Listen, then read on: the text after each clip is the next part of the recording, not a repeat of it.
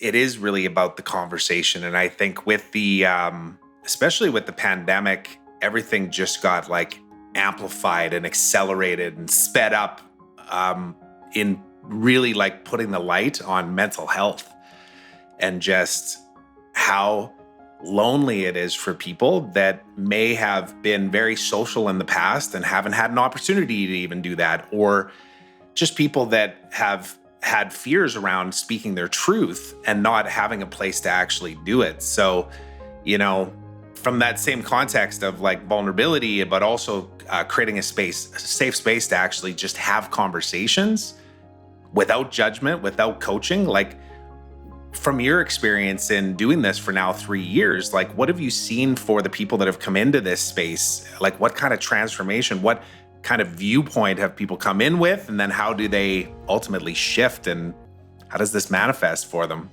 All right, I'm going to answer the vulnerability question a little bit and then shift into that if that works. I see vulnerability as a pathway to something, and Brené Brown talks about this. Vulnerability is the pathway to living a wholehearted life.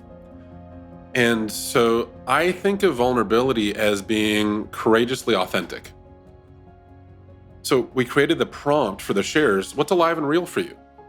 And then looking at, are we just giving the squeaky wheel the voice, or is something else that's also alive for you?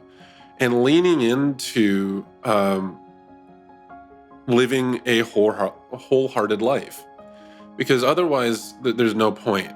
If this was a vulnerability competition, which it could easily turn into, it would be a very different group. And so one of the reasons why we created the format of, so people don't know.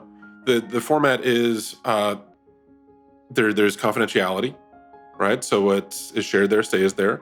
There's no coaching, no advice giving.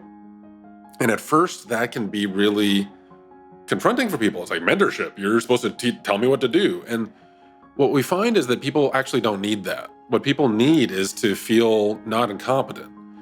And when I shared that first ever mentorship, and 9 people spent the rest of the time just talking about my stuff, because I'd done enough work, I didn't take it as like, oh wow, I'm really messed up. It was gratitude.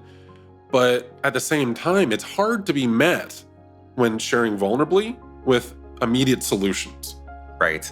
And so we created this buffer so that people can just feel heard.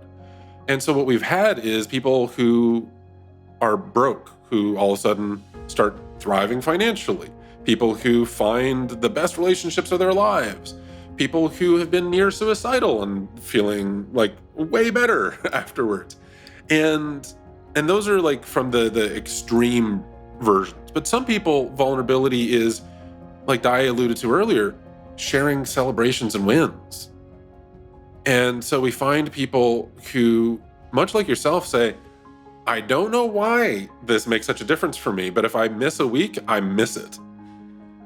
Right? And part of that is just the okayness in their own system. And that for me is the main thing.